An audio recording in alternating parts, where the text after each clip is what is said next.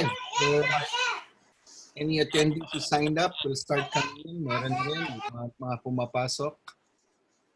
Ayan. Okay, are we live? Yes, we are live. All right.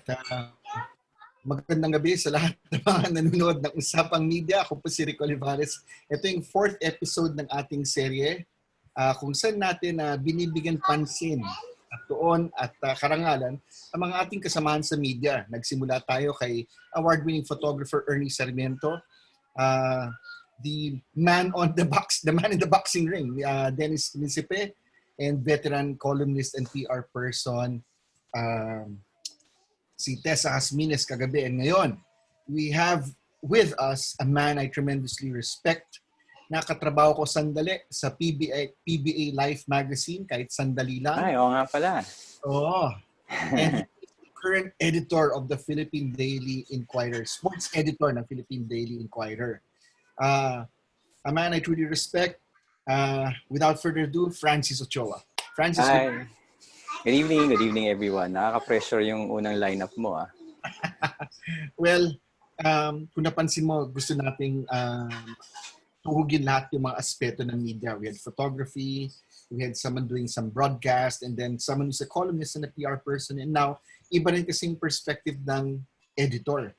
Okay. But we all know that before you arrived at that position sa Inquirer, marami ka rin pinagdaanan bilang journalist. So yun. Francis, how has it been for you in the lockdown? And for those who are watching, thank you for watching dito sa Facebook Live namin. Nakita mo, yan yung ECQ here ni Francis. ECQ here. Well, okay naman. Work really hasn't stopped. So it's been challenging because of the fact na, syempre, as a sports section, when you lose your games, it tends to be a little bit challenging to get content, to get stories. No? But there have been some good things that have come out of it, basically. No?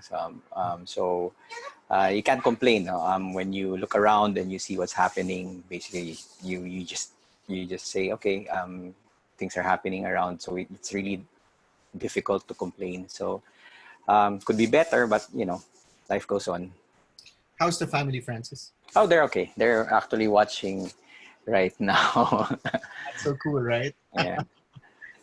Before we start, what's that in your back?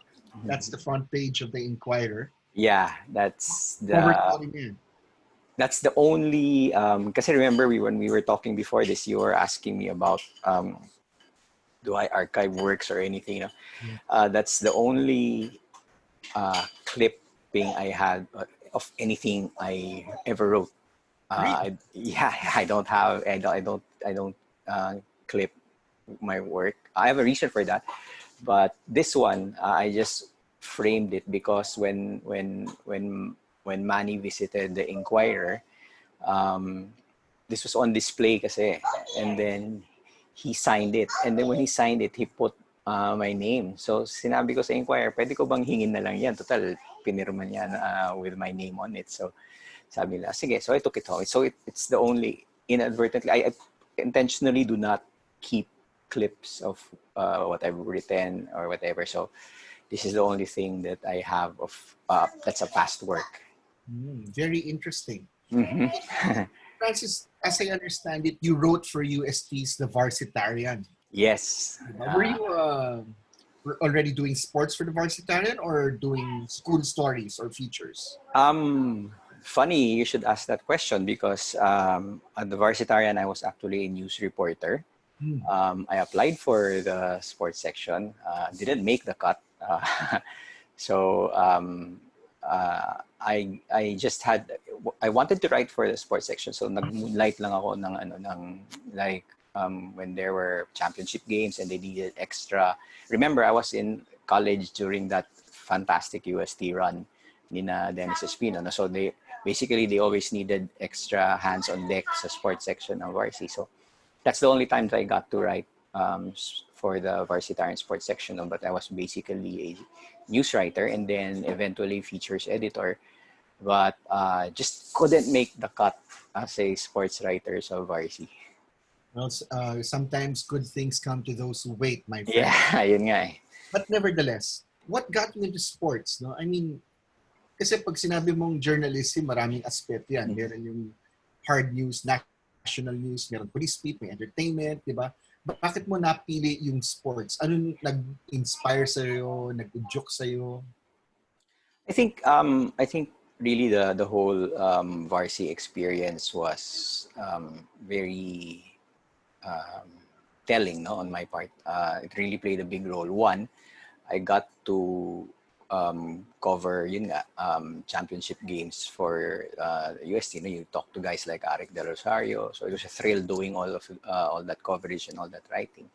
And I guess second, when you get cut from the sports section, there's something about your pride that gets, and then challenges you and say, you know what, I'm going to be a sports writer. So that I'm just going to prove that, that I could have been a good sports writer for the V. Well, that's the Michael Jordan mentality that was. Yeah. Okay. So what was it always in your career path to go into a journey track? And after college, teka, babalik pala ako. So, yun yung impressive run ng UST ng 4th straight championship. Nung nag-graduate ka ba, champion pa rin ang UST? Yeah, when we finished champion pa sila. All 4 years ko, champion, di ba? Yeah.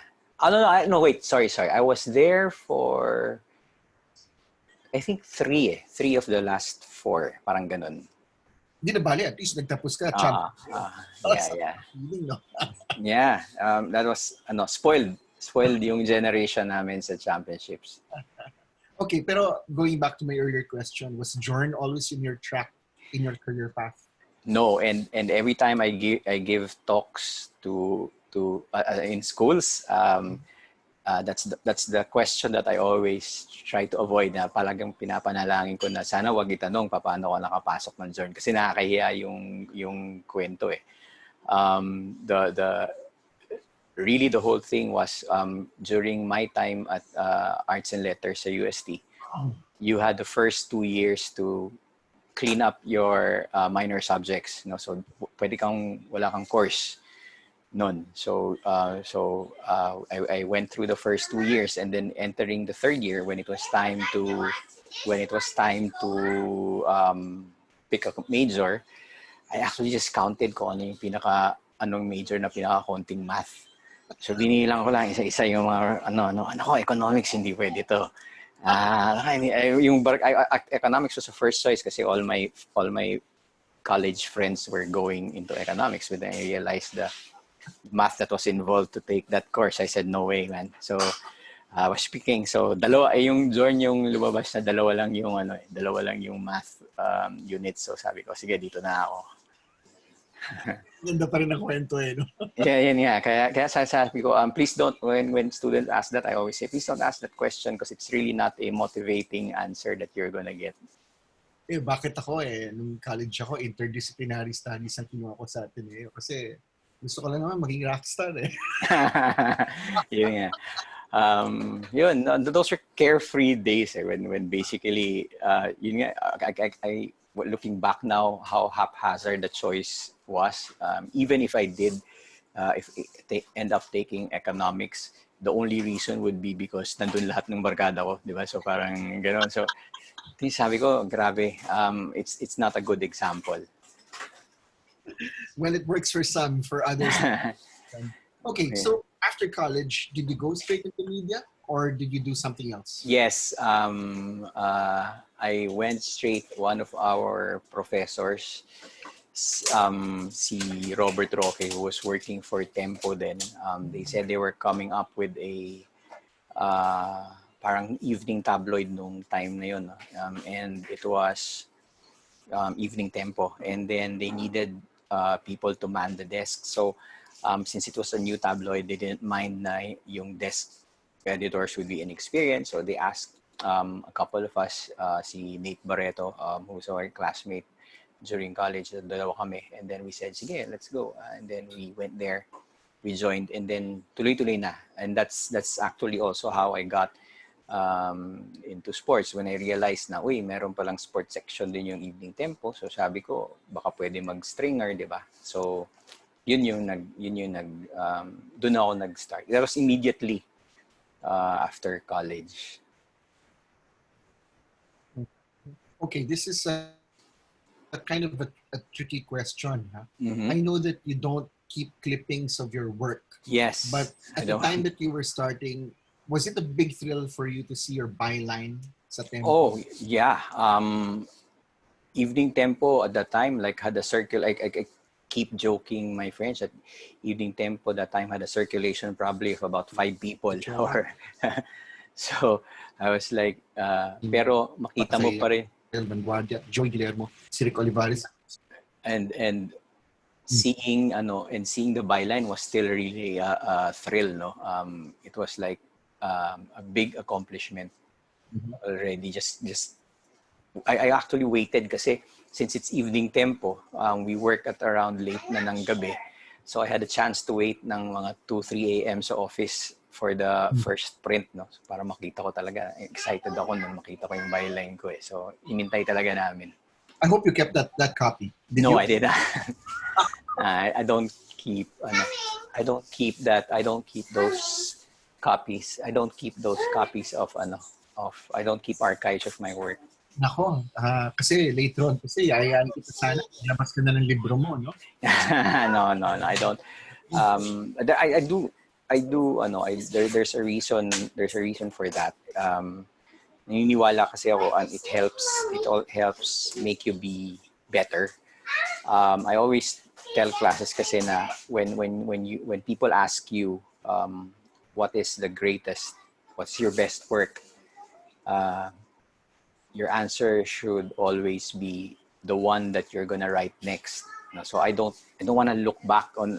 So I don't want to have these things to look back on and say, "Uy, ang ganda nito. I'm gonna keep this ganyan." And then because baka mag-stop yung drive to improve eh. So you always want like, okay, when your next story always has to be better than the last one that you wrote. So once you've written that last one, just forget about it. So parang ganun yung naging philosophy ko, because when I started, I was a really crappy writer. So and one of the ways that I felt that I could improve was really to just stop looking back on what I already had done and then move forward to the next article palagi. Okay, I'm glad that you actually mentioned that kasi you're one of those journalists who many will actually say na maayos at magaling magsulat. No? Thank you. Maybe you can apply this to your being a sports editor right now. How much importance do you place on good writing? Lalo na kasi alam natin minsan we're governed by space limitations. But nevertheless, what is the importance of good writing for you, especially to your writers?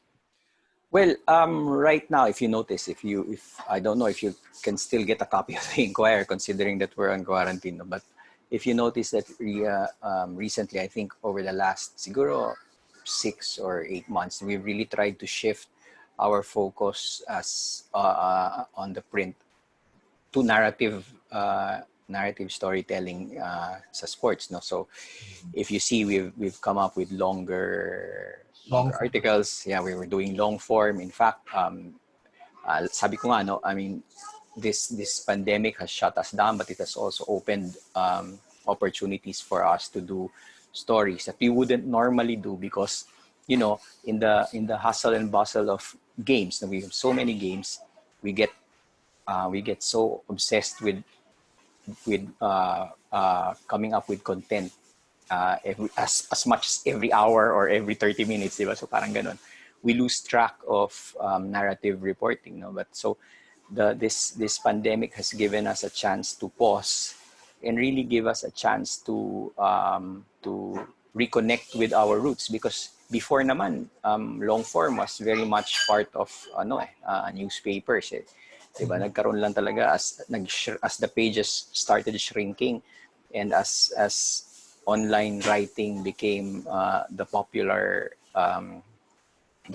medium, nawala lang siya unti-unti, no? So we've this pandemic especially has given us a chance to reconnect to our old root, to our roots, to our journalistic roots, and do really long form. Sometimes we even have to split it into a series, no? And we're really having fun doing that, no? So and good writing will always play into that. So parang we're very conscious with we were very conscious, and we try to be really really sure that what we put out there is, talagang for us to be able to lean back and enjoy. Parang we're trying to turn reading into an experience.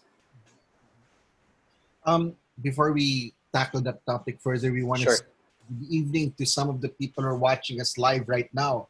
Meron Si na ba? Mr. Ricky Palu from Uy, Sir Ricky, good. League. Maraming salamat, nanonood ka. Coach Nash Racela. Coach Nash. We have hip-hop artist Keija. Nanonood si Keija. Isa Wow. basketball fan. Ayan. So, maraming salamat. Marami rin nanonood sa Facebook natin. Ayan. Salamat. Back to dun sa writing, no? Yes. I recall, as far as I recall, and please correct me if I'm wrong, the now defunct Today newspaper. Yeah. That featured long-form writing. And I thought at the point when they came out, the writing was really excellent. They put a premium on it. And do you think was that in some ways an I don't know if was that an inspiration for you, or was it Grantland or your own influences that prompted this shift? Today really allowed me to explore. When I was with Today, that really allowed me to explore writing styles. And so, if I when I try to recall some of the articles I wrote, and I noticed how everywhere how everywhere my writing seemed. It was really parang kalat, sobrang kalat yung writing ko doon. It was really those were the years when you're trying to find your writing voice, ganyan. So the influences ranged from SI basically, and this is, remember that when I started with Today as a sports writer, this was the time when nagiging popular na yung nagka-carbon date to, no? Pero this was actually the time when popular na yung mga internet. You could already surf the New York Times, you can read articles in Selena Roberts, you can read Rick Riley, you can read all these guys na. So parang it was this sudden outpour of influences, and then you're a young kid trying to find your voice. You try to adapt slowly. You try to incorporate all these styles until you finally break through and say, you know what, let's see if we can do this on our own without trying to be. Kasi that's how everyone starts in every art, in every diba, in every art form. You always start off trying to emulate the people you admire, no? So locally, gusto kong maging Dodo Katakutan, gusto kong maging Tito Talaw, yung mga ganun eh. So diba? So you try to emulate these guys, and that's how you start, no? Until finally, slowly, to the years, you start developing your own voice, no? your own style. But that's how there was just so much influences that if that you try to be a lot of these guys, so your writing at the start would be shaky, would be yun nga, makalat eh. I think when I look back on that would be the description. Medyo makalat yung pagsusulat ko nun. So until you slowly try to improve and develop to find your voice. I always thought that the Inquirer has been a paragon of good journalistic writing. But also during that time, I thought the Manila Chronicle. I loved reading the Manila Chronicle. And today I thought that it boasted some of the most interesting articles at the time. I mean, yung pagsusulat may commitment dun sa writing. Yes, especially sa Today. When we were at Today, you have to remember this was the time when guys like we had columnists like Jarius Bondok, Miriam Defensor Santiago, and then some of our writers were like Sina Jessica Zafra, Lourdes de Vera. So every day was a competition among the staff. The staff kung sinong mapapansin ni Ma'am Sutsay na, oy, that was great, ganyan. So every day was really a competition, and it's hard when you're working with that kind of talent. Robbie Alampay was with Today, so you could just imagine the amount of talent that they had in the newspaper, and to really try to find your mark, you really had to keep up. You know, it was there's a lot of pressure working, so parang you really had to keep up with all the great writers there. Tapos pagpasok mo pa, andyan sina Nick Yonko was writing for Today, Clarito Samson was there. So parang it was really a great paper. So that atmosphere of creativity was encouraged. A lot. There would be just to have yun nga sina Ma'am Chuchay coming up to you and saying, you know, good job.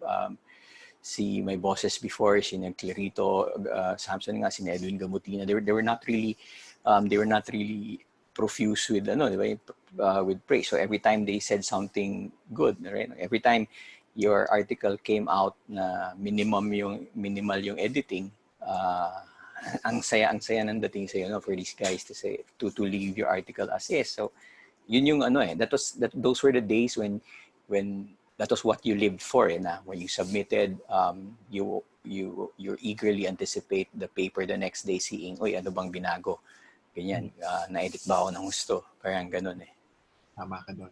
We want to say hi to Enzo Flojo, who's also watching. Enzo, idol. And we also have radio actor Val Victa nanonood. Wow. Kasamahan ko yan sa DZRH. Boss Good. Val, magandang gabi sa'yo. Good evening, everyone. Oo. Francis, what did you learn from Ma'am Chuchay that you brought to your being editor in the Inquirer?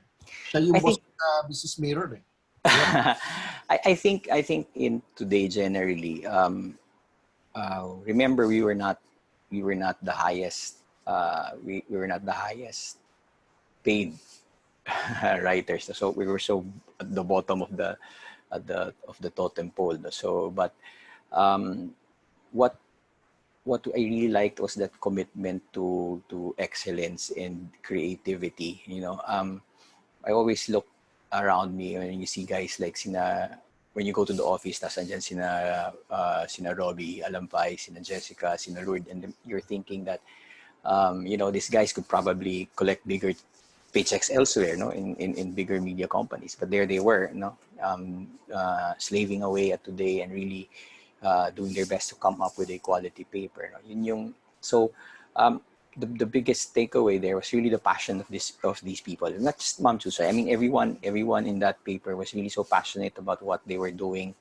and there's a lot of consciousness talaga. Parang they really want, there was this very tangible sense na they wanted to come up with the best issue the following day. Parang ganun palagi yung goal. Let's come up with a really good issue the following day, and let's try to better ourselves. No, if we celebrate that we had a good issue today, then let's try to make it better tomorrow.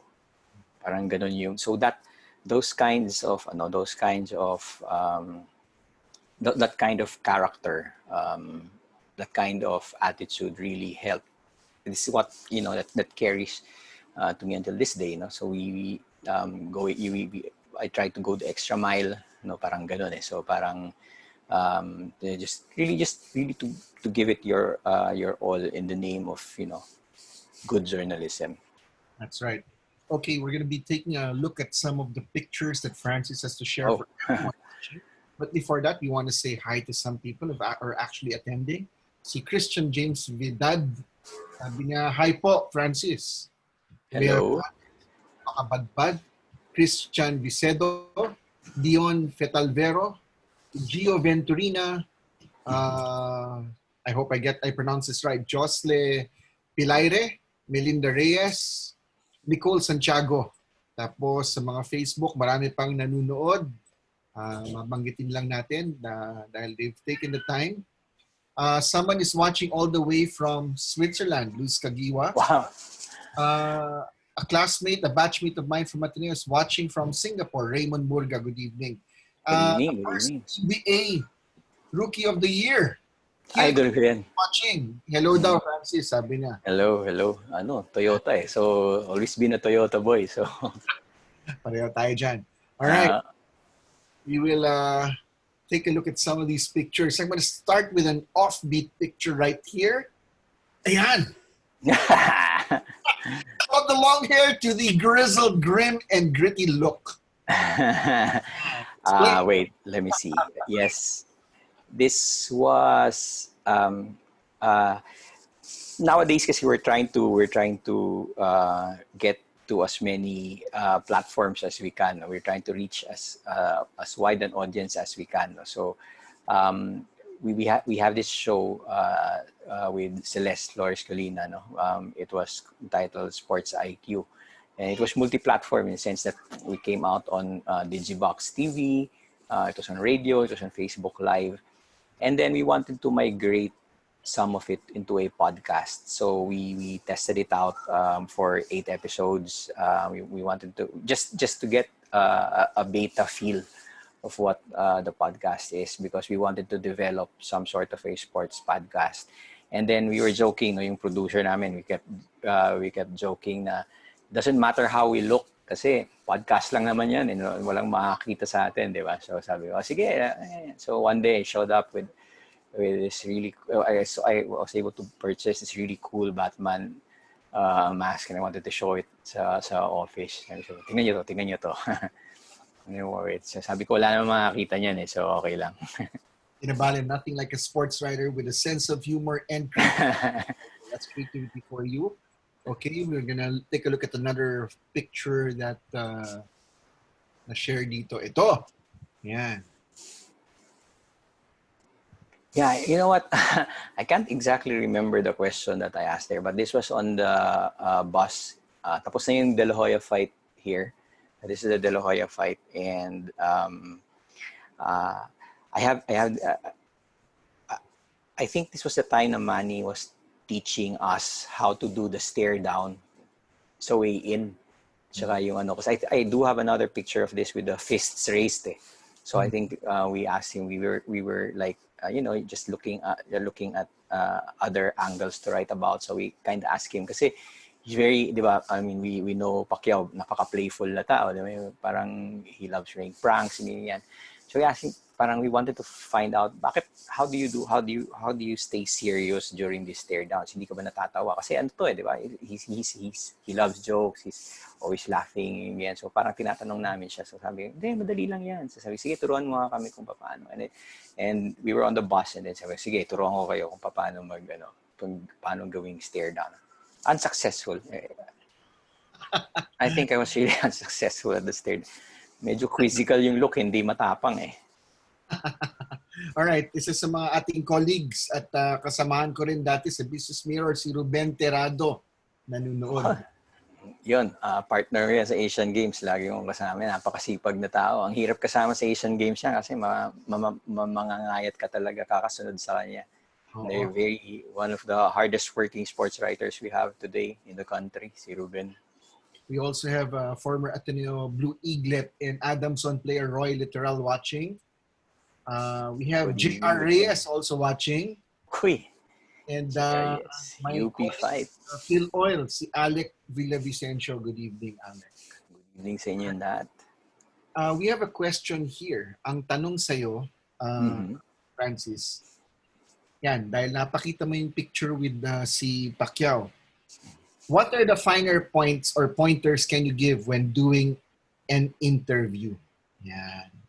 Interview. I think interviews are really very important sa craft natin. We are talking about athletes, no? And I always tell classes that the athletes are the best people in the world to talk to, no? Every day their lives are built on overcoming obstacles. Pagkagising ng mga athletes na yan, their first thing is, what obstacle do I have to overcome today? It's a training, it's something, it's a game, they have to compete every single day of their life. And that to me is really fascinating. All of us, we can wake up and then we can let a day slip by, diba? Without us noticing. Athletes can't do that. Every day they have. So I tell them that you try to talk to these athletes. It's really important to try to converse with them. Try to stay away from Q&A types, no? Kasi you do a Q&A and interview, you get a Q&A answer, you get a Q&A type answer, di ba? But if you converse with them, then you get to know them. You know, people like, for example, when you talk about Alan Kaidik, no? Best shooter ever. He's like record for 3-point shots in a game. Yeah, so record points in a game. But you have to ask yourself, no, when it's all over, is that how we're going to just know Alan as a number in our basketball reference books, or in PB as a statistic in the PBA annual? Is that all he is? So let's try to get kawawa din naman, because they've struggled their whole lives to be just reduced into a trivia piece, no? So let's try to get. I always say, you have to encourage sports writers to focus really on the interview part, because you have to make sure that whatever story you write is basically the story of the athlete. It's not your story; it's a story of the athlete. So it's his voice, it's his that people need to read from your piece, no? Sometimes nga, sabi ko nga yeah, to your question kanina, how important is good writing sa sports, no? So, and I said it's really, really very important, because we want to tell narrative storytelling, but you should not let good writing get in the way of a great story. Sometimes the interview itself is already a great story, and if you let the interview speak in your story, and it's really good, because remember, byline and all, it's still not your story. It's still the story of the athlete. So talk to him, show them the human side. No, let's introduce these athletes to people who really don't know them beyond what they see in the game. So interview. My best tip is really to turn it into a conversation. You know, if you're like Kinito or ikaw, Rick, the way you're like, your memories are so photographic, the way you can do interviews without having to write down notes, and you can keep that. If you can do that, that's actually better, you know, because sometimes there's that intimidating factor when you put a recorder in front of a no. So if you can turn these interviews into a conversation, then the better, no? Be truly interested in the athlete that you're talking to. Don't just try to fill newspaper space. Don't just try to beat a deadline. Be interested. Ask them. They live such interesting lives. They're very if you talk to them, grabe yung the things that they had to go through, and they're always having a time of their lives. You know, win or lose. If they lose, there's tomorrow, di ba? Parang if they win, then they're in a high. Kahit varsity pa sila, grabe, enjoy pa rin sila, kasi they get to study for free, di ba? So they have so much fascinating and colorful lives. So get to know them as people when you interview them. Wag Q&A type na interviews. Yeah, and that's a very interesting and incisive bit of advice that Francis is sharing to our attendees. No, you also want to say hi to another of our colleagues, Aaron Bayato. Welcome. My coach at Ateneo High School, Edward Sediego. Coach ko rin yan sa track team. Magandang gabi, coach. Troy Rosario, nanonood. Francis. Stretch 4. Alright. May katanungan dito, pero anonymous attendee. So, isa sa mga attendees to. Sir Francis, can you kindly talk more about the podcast? Is there a possibility to revive this? We're looking at it. Right now, we've hooked up with Inquirer. If you notice, Inquirer has hooked up with Robbie Alampay's Puma podcast, and we've come out with a lot of great content, no? For music, we're coming up with different podcasts soon. I'm not at liberty to announce what it is, but they're coming out soon. I think there are 2 or 3 in the pipeline. And then sports was before the whole interruption. We were supposed to come up something late in the year, but since the interruption, that we've put it on hold lang muna, no? But Right now, si Delph Tupas and Dennis Undalupan, they're working on something. You know, we're trying to re-engineer the whole podcast thing. So we're trying to put that back on air. When I can't give an exact time until we really see, you know, what's going to happen next, because recording a podcast will take people coming together, you know, and doing research and all that, you know, so going on the field and doing interviews. So a lot of that will really depend on when what restrictions we will be in the next few months. That's right. That's right. Okay, thank you for that question. Okay, when you were writing for today, you had your version of the murderer's row in terms of sports of writers for the newspaper. But now with the Inquirer, you're putting up your own murderer's row. Sila sa Delph, sila Denison. Mhm. Musong, nandyan yan, di ba? Sila Yeah, yeah. Okay, can you talk? Okay, these guys, these people have names, have made names for themselves in their respective sports or whatever they cover, di ba? How do you keep that and the egos checked at the door? Do you prescribe a certain style of writing that they must follow? Yeah. Na when it comes to style, they have the freedom to really find their own voices, no. But keeping the staff in check, really, I'm admittedly I'm not really a good people person, no. Uh, I've struggled with that part of the sports editor's job. So I think the fact that the staff is doing great, really delivering during this time, especially, you know, and really coming up with compelling articles, has a lot to do with the fact that si Musong Castillo is really overseeing the staff, the staff itself. No, he's doing more of the farming out of assignments, di ba? Story ideas, telling people, okay, this is what we're gonna do, really planning. So he's doing a lot of that more than I am. No, I'm basically in charge of just the direction and the platforms that we're going to be writing in. No, so but a lot of the when it comes to the staff component, it's really Musong who's been at the forefront of that, no, making sure that yun nga, everybody sticks to the plan, ganon. So parang he's the muscle nung staff namin. So I really appreciate the work that that he's doing, and it's basically stealing time from his own personal plans, no? Because he already wanted to retire, then he wanted to do something else, no? Golf Because lang sabi yata ko, ng Musong, ano? Puro golf.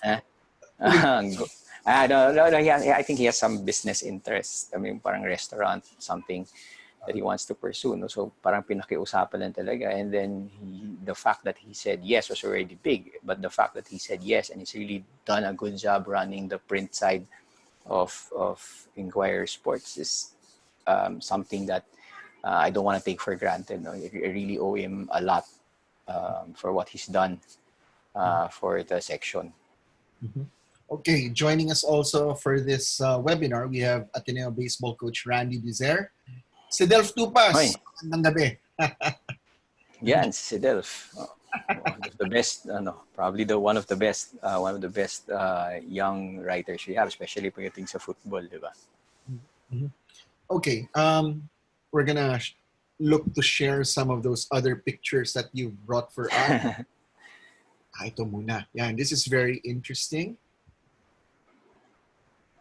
It's the class. Yeah. This is a PSA event for student for student writers who want to become sports journalists. And I always appreciate moments like this. No, I have a regular before the whole pandemic thing. I have a regular class. I teach a curriculum dun sa Inquirer Academy, no, about writing, and I always try to go out if there's an invitation to speak in front of students. I always try to go out of my way to say yes. Sige, I'll be there and to talk about sports writing, feature writing. No, those are the two things that I talk about. No, and it takes me to different places. I've been to Iloilo, Cebu, giving talks about feature writing and sports writing, and I, I try to accommodate as many requests as I can. That does not, as long as it does not disrupt my work, because ang important is uh, it's twofold. It's not just to develop more newspaper writers, but you hope that out of the hundreds of students that you get to talk to, you also develop newspaper readers. No, if for every class that I attend and talk to, you convert like 20-25% of them into readers, then in a way you do something for the future of journalism in this country. You don't have to write. If you can turn them into newspaper readers, then that's success already enough. So I try to accommodate as many requests or invites to talk about journalism as I can. Mhm. I want to touch more on that thing that you mentioned about newspapers. No, a lot of people have been predicting the death of the broadsheet due to the internet. Mm-hmm. But you know, in countries like ours, the newspaper still plays a major factor. So this is a twofold question, Francis. What do you Mm-hmm. think? Uh, will the newspaper still provide a viable uh, avenue for news?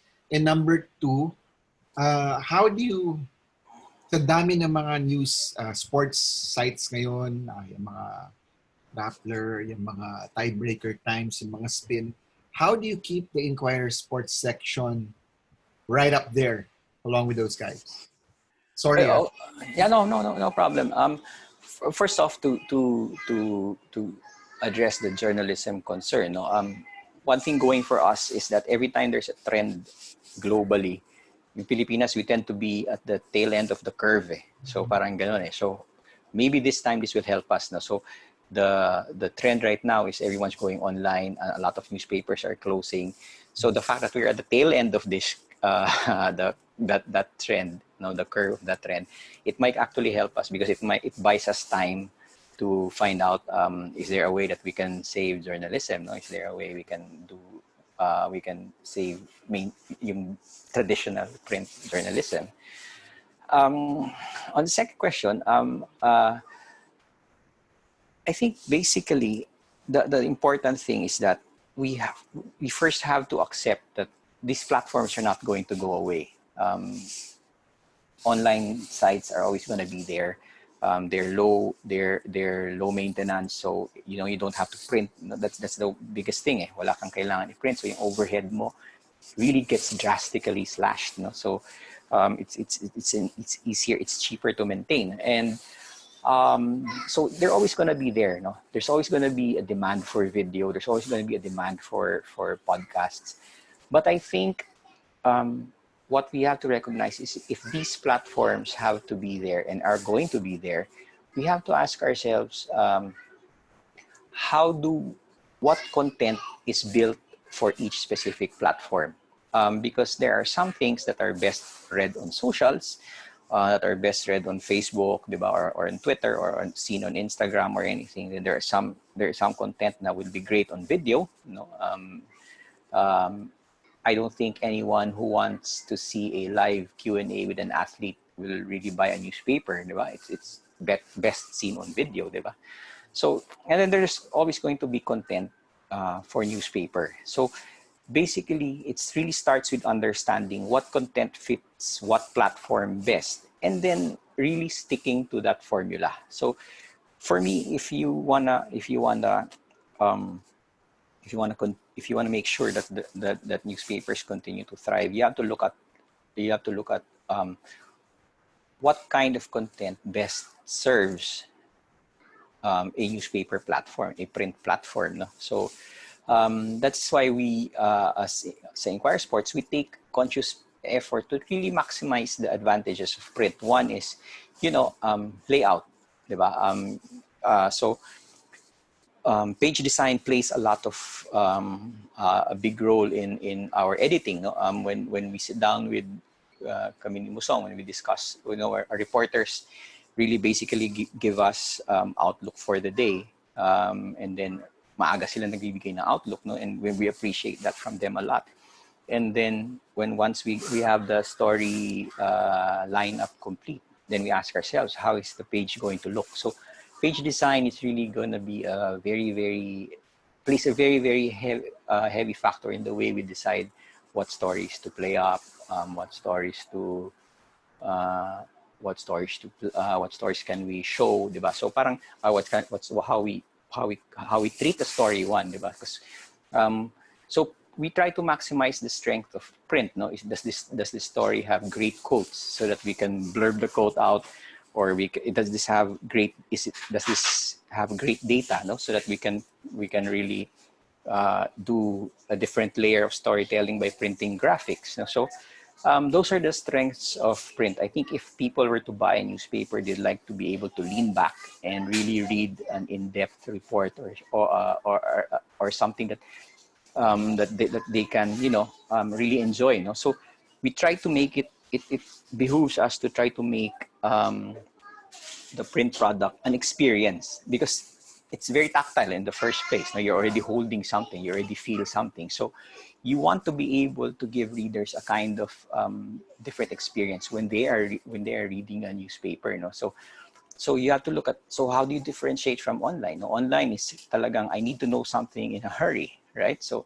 it's basically the breaking, the quick nuggets, right? So those things, you do not want to compete with online for those things anymore. So you don't want to be just breaking news in a newspaper. I think the chapter in our history where we want to buy newspapers early in the morning because we want to find out what's happening is already gone. No? So we cannot treat newspapers that way anymore. So it's really recognizing the strengths of each platform, what we can do, and then maximizing the content that we apply to these platforms. So it works for podcasts.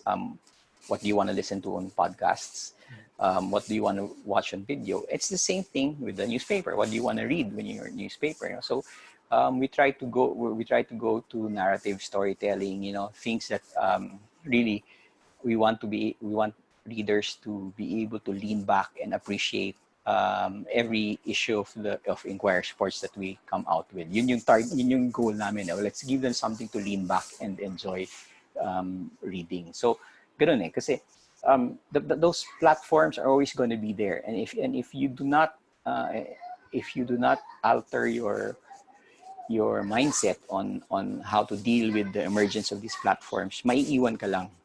So you really have to keep up. Having said all of that, Francis, how important is it to have writers like Musong and Sedelf, and for them to, kasi si Musong pag PBA, insider yan eh. Top of mind yan. Si Sedelf sa football, di ba? So, do you place a premium on those relationships that they make with the others, and that scoops are very much important to drive in readership to the Inquirer? Yeah, syempre important, you get a sense of exclusivity when you talk about guys like Musong, sina si Delph, no? You really get yung mga these guys allow us really to peel back curtains and see behind what's happening, no? See behind the scenes. So that's an advantage you want to really maximize on, no? So parang ang sa amin is we try to make use of these contacts to make sure that we cover every angle, no? We want to be able, kasi like you said, instead of talking about scoops, we really talk about exclusives right now, because mahirap na mahirap nang gamitin ang scoop as a gauge for your success as a print product, because it's going to be hard to outscoop online. Definitely, di ba? The moment they hear of a news, they have like in 20-30 minutes they can come out with it. No, you have to wait the following day. So what we try to do is we look for exclusive angles to developing stories. No? So when a story comes out, the question that our reporters ask themselves always is how important. How does this impact our sporting program, how does this impact the team, how does this impact an athlete, how does this impact the league. So parang we always ask that question.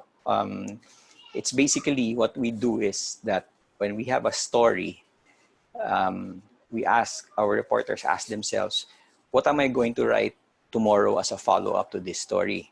And when they answer that question, they write it today. So parang ganon. We always try to push every story forward kasi you cannot have something that becomes an online topic, hot online topic at around lunch or 1 p.m., 2 p.m., and then write about it and then hope that readers will still read it the following day. So parang it's old news already for them. No? So what we do is we look at we try to provide context. We try to frame it based on historical background. Has this happened before? What happened when this happened before?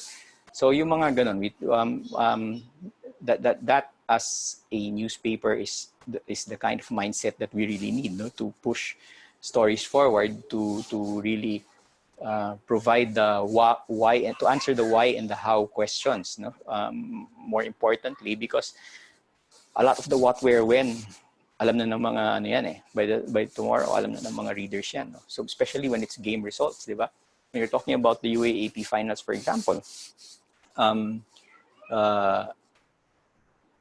by the time Ateneo beat UST in for the finals, no, it would pretty much everyone in the world already, everyone interested about it already knew. No? So how do you tell that story the following day? Diba? How do you tell that story the following day? So you try to frame it you try to frame it to a certain narrative in a certain context, no? And then you look back, you really think hard, and then ano bang really kwento nito, no? So you look back to the start of the season when Matt Nieto says, you know, the goal is to be one of the greatest teams in UAAP history. So you use that as a context, and then you frame the story that way, and then you push an argument and something that really causes people to think.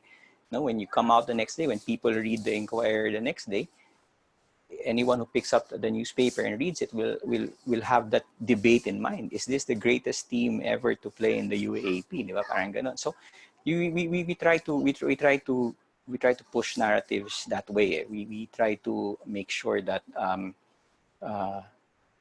when the newspaper hits the stands the following day, it's still a relevant discussion piece that they read from us. Very interesting. Before we elaborate further, may tanong si Sedelf Tupas. Na pag gusto magtanong ni Sedelf, ang tanong niya, retired ka na ba talaga sa basketball, Boss Francis?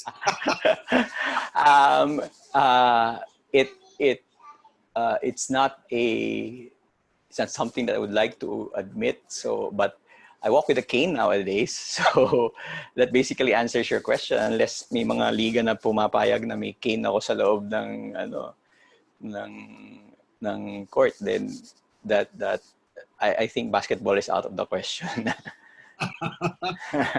Okay, joining us also dito sa ating webinar, isa sa mga colleagues namin, si Justin Bacnis, who celebrated I think his birthday was it the other day, belated. Oh, si Justin.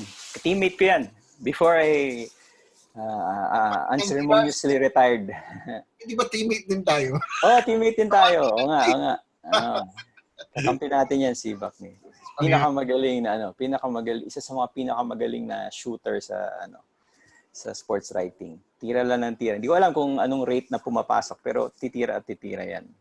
Si Coach Mario Iyala nandito rin sa ating webinar, nanonood din siya, no? Okay, earlier I asked you to hold that thought about yung respecting the new platforms and finding a game. But the Inquirer is also diversified, hence your podcast, your radio show, no? I'm gonna show this picture, then you can answer. Ayan, para sa mga attendees natin. So, talk about diversifying the services of the sports section, no? Yeah. So we have this is not just an initiative of the sports section. This is actually an initiative of the paper. No, it's a multimedia offering Then one time they said, "Oh, sports, hindi pa kayo hindi pa kayo nag multimedia with us." Now, basically, we hold a live Q&A with news personalities, and then we ask them on certain topics, and then readers or our audiences get to engage with us through social media. They get to ask questions. So that's what we were doing. No, for this edition, when volleyball was on the rise, we decided to talk about that point in time, that point in history when volleyball really took off. No, and we felt that it was during the finals, the Ateneo Lasal finals nila, no, the last time that I think that was the last year ng Super Six nung Ateneo. I think that was their last year, and they played Lasal, and I think Lasal came away with champions. yeah. So we discussed that, and then we looked at that series as really the turning point for women's volleyball, because the season after that was when they started breaking records on attendance, di ba? The season after that. So they will always say to that season, na grabe yung season na yan, no? Ang daming attendance records, ang daming na break. But people forget that was because of what happened the season before. You know, the finals, the Ateneo Lasal finals really changed the entire landscape of women's volleyball. So we discussed that final series. I think Gretchen Ho was also there. I think Abby Maranyo was here for the si Eliza arrived early kasi, so we got a chance to talk before the whole round table started, no. But that's what we are trying to do again, no. It's really if you spend a day inside the newsroom of the Inquirer, you will see that there's really a dedicated effort to reach as many people on as many platforms as possible. No, we talk about everything every day. We discuss podcasts, we discuss video. Inquirer Sports has we do a lot of specials. No, last year we came up with the Inquirer Sports special, which is the first season, which was really a multimedia storytelling. No, we do micro, we call it micro documentaries, and then we turn it into stories, and then on social we have graphics, animated graphics telling different stories. No, so on their own, if you are just on our social, if you just follow us on Twitter, you get a sense of what we're talking about based on the graphics, the animated graphics that we share. And then if you go to our Facebook account where the videos are posted, you get another view of the story, which is the micro documentary. And then the print section comes up with again long form features. No, so separately, may enjoy mo na siya, no, separate content. No, but if you want to immerse yourself, like really the whole 360 experience, and then you read the story, you watch the video, you visit our social graphics, you get kind of like the complete experience of the story. You know, it's different then if you consume all the other forms of content. So that's what we were really heavily pushing. Mm-hmm. Okay. As an editor, this is for the benefit, of course, ako alam ko yan, ma'am. But for the attendees, especially those who want to take up journalism, what do you do in the newsroom? Kasi tendency, pag sa mag-edit, nag-edit lang for grammar or whatever. But sa'yo, ano yung typical workday ng editor ng sports section? Okay. Or what you do yan? It basically starts with our reporters, no?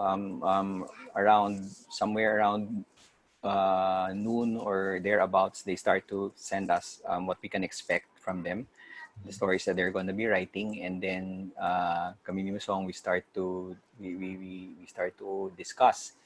Sige, anong gagawin natin? Is there a story that we will pursue heavily? Is there an angle that we want to really expound on? And then that's what that's the initial planning, no? And then when we see the space that we have, the amount of space that we have, and then we ask ourselves, okay, how are we going to design this page? Now, how is this page going to look? No, we want to be able, what are the different layers that we can use for our main story? aside from, because we don't want it to be text and photo lang, no? There has to be like graphics. Can we blurb out a quote, or can we, do stuff like that on the different layers. So so that's where it begins, no? So once the stories are in, and then we see na if all else falls into plan, then madali lang, no? But very rarely does all does the plan go on smoothly, no? So if there's an angle that we say, uy, we didn't know this, baka pwede naman tong i-expound pa some more, no? So we ring up our reporters and say, baka pwede pang gawin, can you explain this a bit? Can we get the side of this person? Ganyan. We ask ourselves, again, we end up asking ourselves, oh sige, how are we going to follow this up tomorrow? So when we discuss na, oh sige, ganito natin, kung bukas hingin natin yung opinion di ganyan. So we say, edi gawin na natin ngayon, di ba? So that's what we do. So we read the stories, and then we see na, oh sige, pwede to. So we pursue the different angle again. We try to find a context to frame that story, and then we rehash it. We rehash it again until we are confident that the final draft, the final edit of the story is the story that we want to come out tomorrow. Is the story that that goes beyond what people know about the topic already. So that's, and then we then when once it's that draft, we discuss it with the art section, no? Because we talk about design, ganyan, kasi everything, a lot of, again, like I said kanina, no, ang daming editorial decisions that's really governed by page design, no? Like if you notice that since I think for 2 years now, we've been for our main stories, we've been using very, very short and punchy headlines as possible. This is a design effect, no? Because we want to really use as maximum size ng font as possible, no? So if you have a very, very wordy headlines banner, no, hindi mo malalaki. So it's a lot of design. Page design really plays a lot into the editorial process, because again, we want to turn the print into an experience when you read it, di ba? So maganda yung layout, maganda yung pahina, malinis yung tingin sa pahina, and then there's so many other layers to the story. So we talk to the art section, and then we discuss. We submit a layout. We submit a design proposal, and if they agree, and then sabihin nila, sige, okay, and then we go with it. Okay, maganda yan. If we do a layout and design and the arts feels na, no, that doesn't work for that, we change it again. So ganun yung daily namin. We really, there's really a tremendous amount of work to make sure na ito na, this is it. Because wala like I said, no, parang dehado ka na when it comes to the time, no? You cannot put, if you cannot make a print page and put it out there in 30 minutes time, no? You have to wait for the following day talaga. So we have to make sure that it's really the best possible product that we can put out there, and it has to be fresh, it has to be relevant, and it has to really, really dictate discussion on whatever subject that we write about. Okay, before we expound on that, we want to say hi to isa sa mga colleague namin ni Francis, si Cecil Kimlat from Sports Radio. Sports Radio. Cecil, good evening. Magandang gabi. Mm-hmm. Francis, has there been an occasion where napakagandang story nung na-turn in ng iyong manunulat? Mm-hmm. Because of space restrictions, and we all know that is something we have to deal with on a daily basis. Yes. Medyo na-sacrifice yung magandang narrative for something shorter. Meron bang ganun in your case? I think the reality in a newspaper, which is why when we plotted the direction, when we replotted the direction of the Inquirer print, the print product, the Inquirer Sports print product, we decided, Musong and I talked about this a lot, and especially at the time, papasok na yung SEA Games eh. So we really decided that, you know, if we have to sacrifice the smaller stories to make sure that our main story gets to be told properly and in a compelling manner and in a complete manner, then let's do it. So if you notice, the number of stories per page on the Inquirer Sports has really shrunk. Before, we could like on a clean page, we could go like 9, 10, 11 stories. No? If we're talking about, seriously, we're talking about 4 or 5 stories max on a whole page, just to be able to give that banner the treatment that it deserves. Because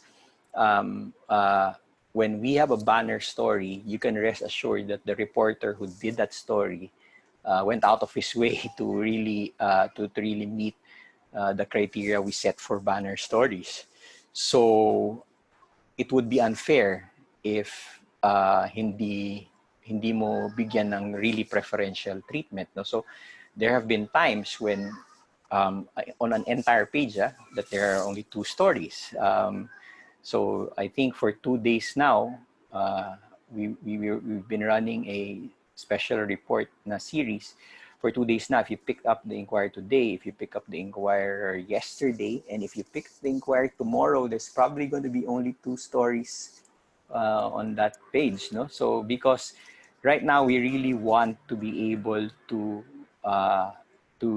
have some space for narrative storytelling. Now, if we have to sacrifice the other stories, then sige, we made a decision. Sige, we have an online partner anyway, no? So we can always forward that to them, no? So but yung stories that we feel right now, that's one of the major changes. If you look at our main stories, talagang ano na siya, yung banner story namin is really a bit is really lengthier today. And again, yung story menu on print has really shrunk because we want to be able to give our reporters a chance to do some storytelling. You're watching Usapang Media with Inquirer Sports Editor Francis Ochoa. Ako po si Rick Olivares. We want to say hi to, excuse me, veteran sports writer Ignacio D. Iggy D. Iggy D. Yan. Photographer par excellence, Winston Baltasar, nanonood yan. Good evening. Kaibigan natin from San Miguel Corporation, John Hernandez. Magandang gabi sa'yo. Good evening. Uy, idol yan si John. Oo, mga kaibigan natin. No? I'm gonna ask you right now, this is putting you on the spot, man. Oh, sure. What are the 5 best stories that you've covered and written? That you, pag kikwento mo sa anak mo, anak, ito yung nagawa ni Daddy. Wala akong clipping, pero kikwento ko sa'yo, anak. Yan. Yeah, again, no. Like I said kanina, no. I don't want really to have that crutch of having a favorite story, no. But I have favorite coverages, no. And siguro on top is yung Manny Pacquiao, no. The Manny Pacquiao coverages. I maintain a sports blog, no. Ang tagline niyan is everything I know about sports writing I learned from Manny Pacquiao. Because I think as a writer, I really grew up because of covering Manny, no. It looks like a glamour coverages because of where the fights are held, no. He trains in Los Angeles, he fights in Las Vegas, but it's a tiring and difficult coverage that really stretches you as a writer, no. So talagang yung maturity ko as a writer na develop doon because it's funny kasi first Pacquiao ko was like a decade na into sports writing, no. And doon pa lang ako nag-improve kasi that's where I learned the importance of multimedia coverages because ikaw lang nandun, so you have to shoot pictures by yourself. I had to take photo lessons. No? So things like that. Plus, you're covering a guy that people want to read about for 14 days, and the fight is only 1 day. So those are the 13 days where your paper basically spends over. Kinumpit ko yan eh. It's oo, kinumpit ko yan. There was one time na pumunta ako sa, I mean, not just the paper, pati yung promoter. The combined expense of the paper and the promoter is over 600,000 pesos.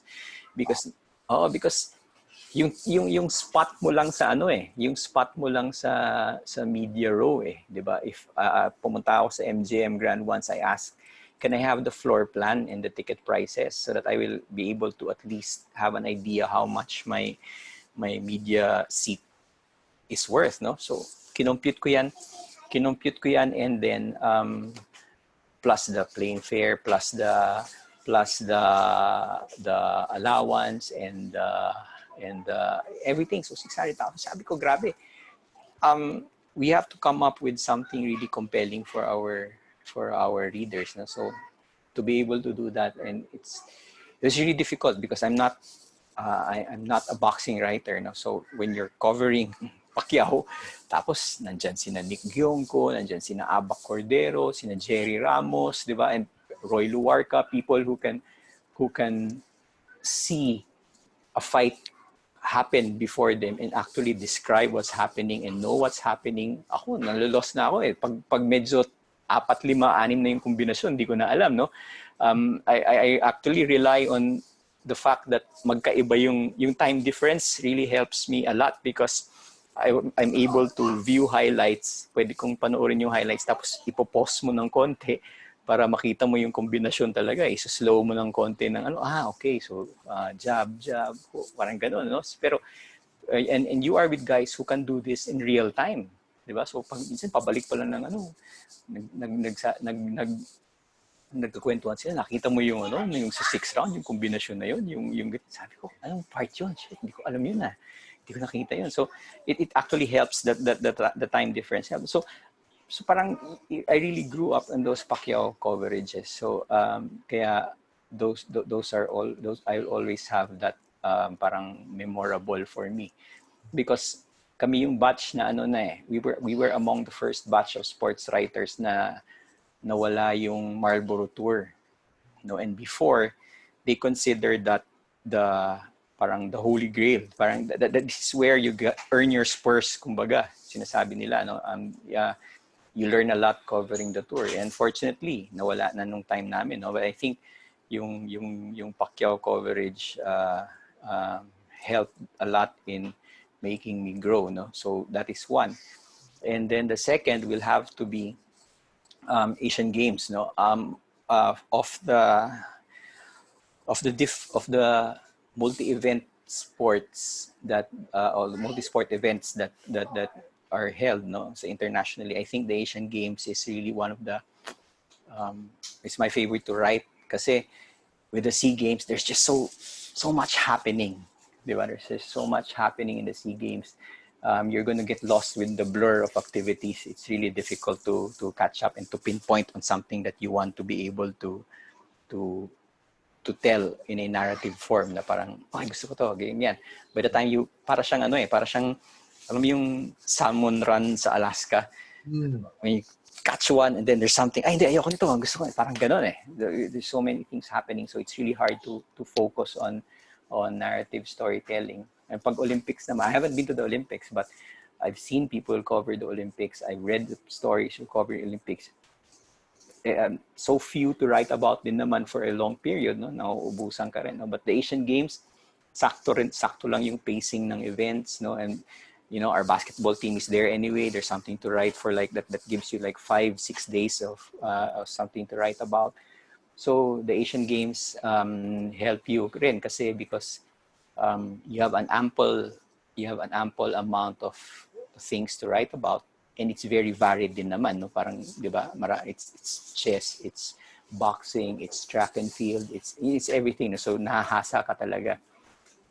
and nata-train ka sa coverage ng multi-event. So that's the second thing. And I think the third nice would be the not generally, no, not the entire FIBA coverages, but the FIBA coverage of 2013 is something I'll always remember. No, unfortunately, I've been there for some of the worst losses of the Philippines to Korea. So parang to be able to cover something and makabawi ka man lang, no, it's really a high time. No? So that would be three. And I think UAAP coverage, not just because I am a forever fan of the UST Tigers, but UAAP basketball is parang, or any UAAP sport actually, is where athletes compete with such purity pa with fewer politics, no, fewer divas, or di ba? So parang it's they're so pure in their intention to compete pa at that level. So that would be fourth. And then the fifth is every now and then I get a chance to interview athletes that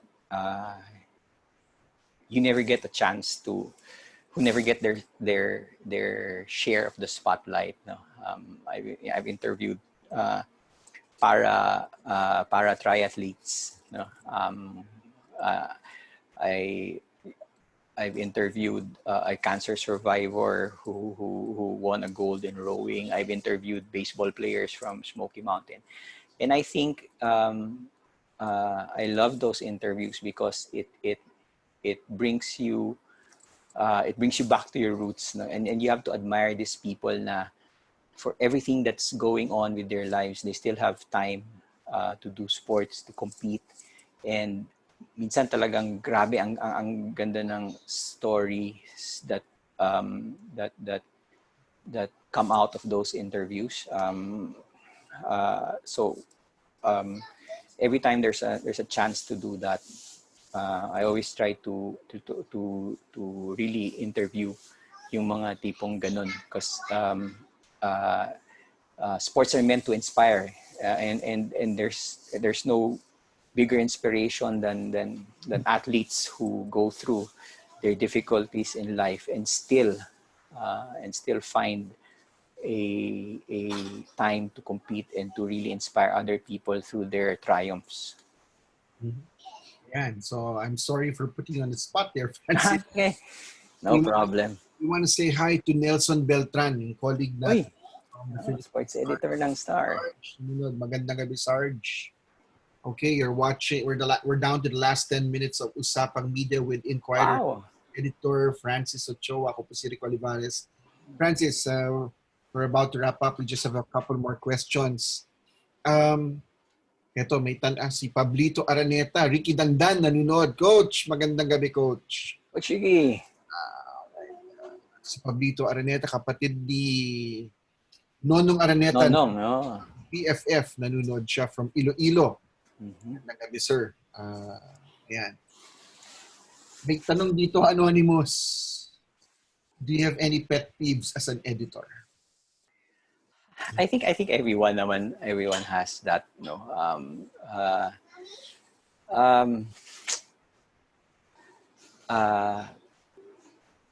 Alin? Is it bad grammar?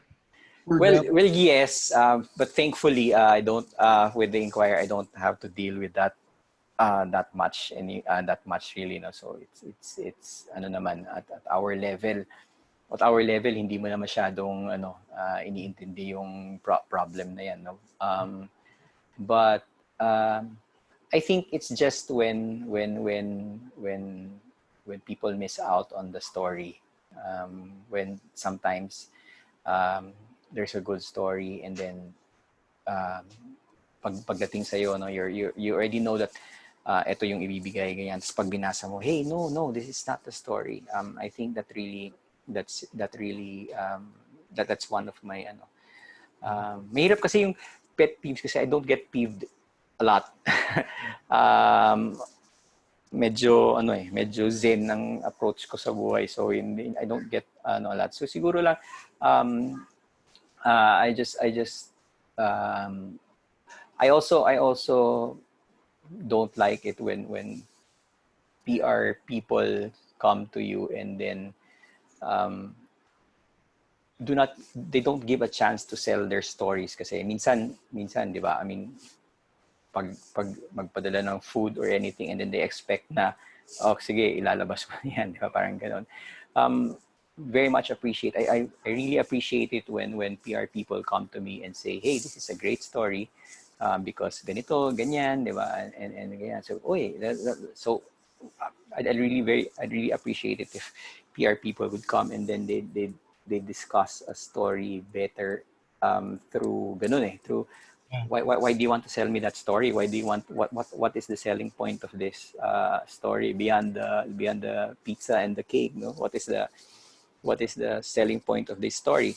And we've actually come up with specials based on those. No, um, uh, sana ano din sana we hope that PRs help us with content, because right now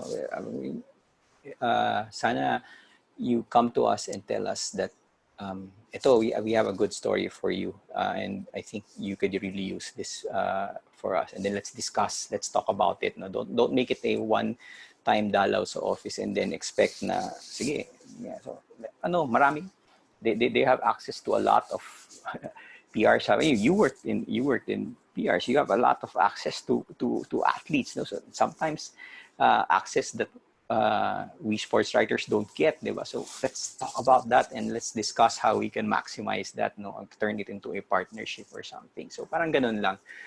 I don't think I really have too much to talk about when it comes to peeves kasi yun nga I really don't get it takes a lot to irritate me, something like that. So ganun lang.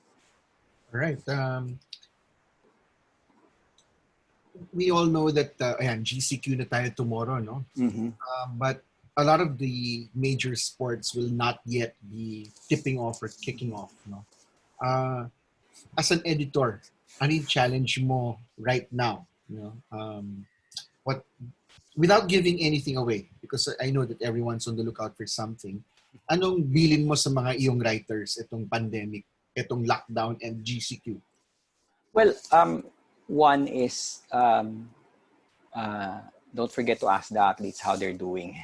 I think it's important. I think we're in a chapter, sabi ko nga, we're in a chapter in our history where kumusta na is a legit interview question. No? It's become a legit interview question. No?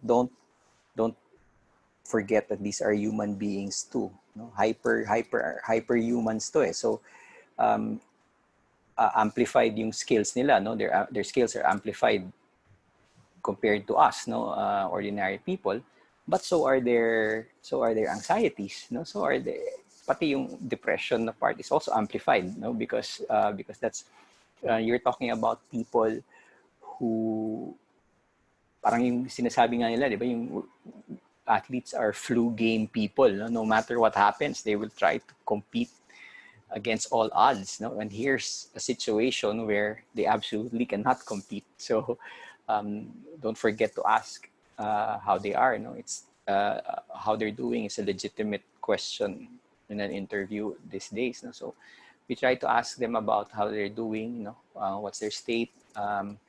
We try to involve them in a lot in the issues coming out. No, for example, yun nga. I think tomorrow is the last chapter of our 3-part series. No, because we noticed that yung mga leagues are saying that, sige, gusto namin, balik tayo. We'll try to find a way to come back. Everywhere, tournaments are trying to find a way to come back. Boxing is trying to come back by July. Tennis, ganon, di ba?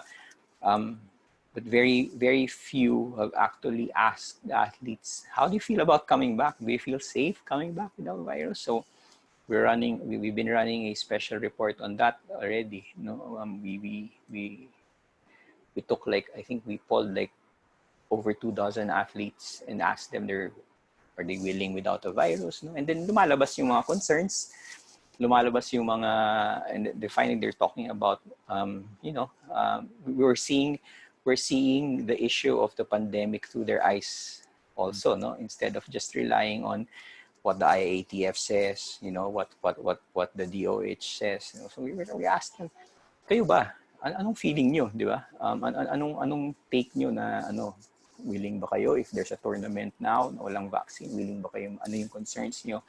So we things like that are the stories that we want to come out with, because yun nga it's relevant, no? Every person has their problems during this pandemic, no?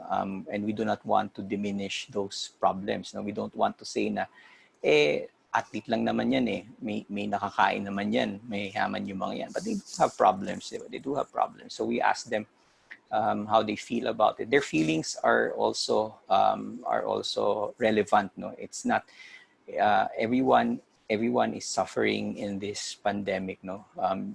Whatever level of quarantine there is, everyone's having a difficult time, and just because these people are superhuman doesn't mean that they're not having problems too. So we ask about them, diba? So they talk about their diets, how difficult is it to maintain fighting weight, how difficult is. So we try to give people a look at these things that generally doesn't get talked about when the games are there. So we ask them. So on that's what we do on the pandemic side. Sabi nga nila, di ba, good journalism is when you peel back the curtain. Pero ang namin is try to step in the house na. Don't just peel back the curtain. No? Open the door and step inside the homes. Then look at them. How are they? What are they doing? How are they coping? How are they training? Yung mga ganun. So those are the things. It's really challenging right now that there are no sports events. It's really difficult. But how can you complain, no? When people are having different problems dealing with the pandemic, no? So you just have to work around those challenges and look for and that's what we tell our staff, no?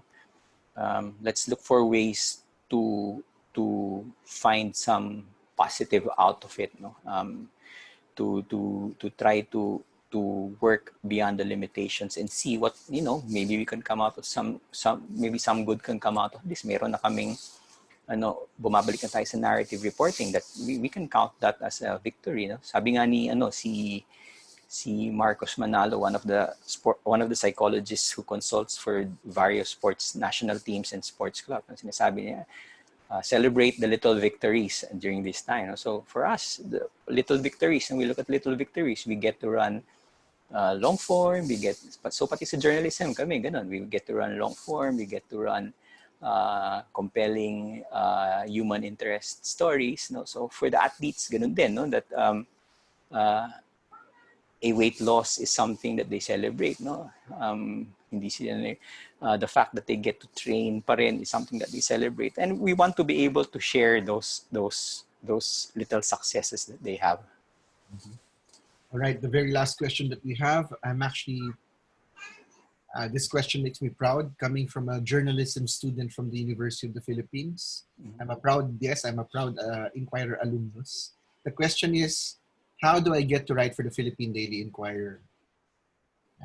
What, sa sports or Sorry, sa sports, yan. Sports. Right now, as with every organization in the country, hiring has been frozen because of what's been happening. But there's been a moratorium on contributors and everything because everyone's taking a financial hit everywhere. But in normal times, when of course we're gonna, one of these days we're going to overcome. We're going to get through this.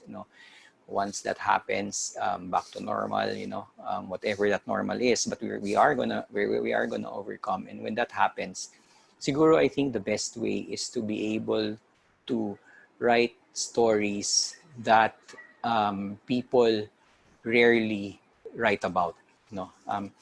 When people ask I always encourage students, you can write a blog if you want. It's the best avenue for to display, one, to display your work, but two, more importantly, practice is it gives you practice. You create some sort of muscle memory if you constantly write. I mean, ako nandito, I'm writing. I'm with the Inquirer now. I still maintain a blog because I want to be able to sharpen yung writing, to learn more about writing. No, so do write a blog, and then try to write about niche subject, no, mga hyper local and super niche subjects, no. Right now, if you notice, even before the pandemic struck, no, even before, I think there was a trend internationally where successful media startups really were those that focused on hyper local and super niche subjects. No? So if you can do that in sports, like for example, um, if you notice about the Tigers, people, a lot of media organizations reference stories from the Varsitarian when talking about the Tigers. So in a report by the Varsitarian, kasi sila access to really to really talagang super, yun ang hyper local talaga, because they're writing about all UST stuff. So if you can do that, if you can really start writing about really subjects that do not get their share of the spotlight, you are gonna get noticed. Something, people are gonna notice you. There's so much to write about. I don't think mauubusan. There are so many sports writers. I don't pwedeng pang doblehin yan, but even if you double the number of sports writers nowadays, there are still stories that are going to be missed, and there are still stories that need to be told. So andyan yan. So I think the best way is to just keep on writing, and if you want to get noticed, yun, hyper local. Yan. So you've heard it from one of our very best. Frank, it's been a pleasure having you. All pleasure is all mine. Grabe, ang saya nito. Mm-hmm. We wanted also to, for the people watching right now, we wanted to focus also from the editor's point of view, and Francis shared a lot of his insights on what stories to look for, how he manages it, even the art of asking questions and looking for stories. No, that's an art. It's not something that is done easily, or you can just look into journalism 101 or books for dummies. No, Francis, any parting words, greets, whether sa front, meron tayong, alam mo, Francis, na itong show natin, may mga nanonood na frontliners, no? Oh, Very wow. interesting. Wow. Oo, kagabi, meron kami from Medical City nung isang araw, nasa Cardinal Santos tayo, no? So, yes, meron tayong frontliners na nanonood. Kasi sports is a form of, according to this nurse who does not want to be mentioned, sabi niya, itong sports distracts them from what's going on. So any parting words, Francis? Yeah. Well, yes, well, for one, I agree on that. Let me just latch onto that first. No, I think a lot of um, as we attempt to get back normalcy when this is all over, one of the things that will help us bring back to normalcy is talagang sports, because sabi ko nga, there's no counterculture to center court pile ups, every time there's a buzzer beater, 'di ba? Wala namang ibang way to celebrate buzzer championship winning buzzer beaters. So eventually, when people start to get back to that level of comfort, it's going to start from high fives by athletes, bro hugs after a good shot, championship celebrations. Sports is going to help a lot, not just in the morale, no, but the culture of bonding, and the culture of a bonding experience and shared human experience of sports is really going to help society a lot recover from what's happened to us. So yes, I'm very hopeful that sports is going to play a major role once this is over. No, for now, syempre, frontliners are our best assets right now. No, they're the ones fighting the war. But once they win the war, and I know our frontliners are going to win the war against this pandemic. Once they win the war, then sports can help in restoring the national morale, the national psyche. So let's all work toward toward that. No, as a parting shot, I just hope that you continue to read sports content, be discriminating. I think the fact that the audience has become more discriminating has also created a batch of really good writers, no? Because yung demands ng readers, grabe na eh. So and and to meet that demand, sports writers really have to better themselves, no? So continue to demand great sports content. That these demands help us become better, no? I hope you guys continue reading, make reading a habit. If one of the small victories nga, sabi nga, it takes 66 days to develop a new habit. Medyo lagpas na tayo dun sa 66 days na quarantine, no? Na dyaryo ang nababasa natin. So hopefully, out of this pandemic will come a new generation of readers, no? So I hope you continue reading, and then just really support the people who are doing their best out there, no? Let's pray for our frontliners, and let's pray for the people who are working hard to bring us back to normal, no? For those who want to be in journalism, don't worry, we're always going to be relevant, and let's make an effort to provide credible and well-vetted information para hindi naman tayo yung masisisi na uy malito ganyan, di ba? So let's help in our own little way by providing credible and well-vetted information for the people who really need it. And yun, for all the aspiring writers, keep on writing. Don't give up. There's so many to write about. Don't worry about the topic. No, there's no such thing as a small topic. No, you just really have to find the story within every topic. There's always a great story in every person. So listen to that person, listen to that athlete. You'll always find a great story to write about. Yeah, there you have it. Francis, thank you so much for this hour and 45 minutes. Uy, haba. Thank you so much. Yeah, walang anuman, no? I want to invite all the people watching that abangan nyo itong linggong to. We're gonna have the Mr. El Presidente Ramon Fernandez. Pinaka-idol. Tapos inaayos pa namin si Tommy Manoto all the way from San Francisco. And yun. Ayoko muna sabihin, umuon na siya. Pero ayos. And then we're also surprise. We're also going to be delving into showbiz. We're going to be talking to the great Noel Trinidad, stage actor. For Filoil Flying V Sports, Joy Guillermo, and si Coach Ariel Vanguardias, Rick Olivares po. Coach Ariel. Francis, thank you so much. Good night. Thank you all of you. Filoil, Blackwater. Thank you, Coach Ariel. Thank you, Joey. All right. Thank you, Rick. Good night, everyone. Thanks, pare. See you. Ingat.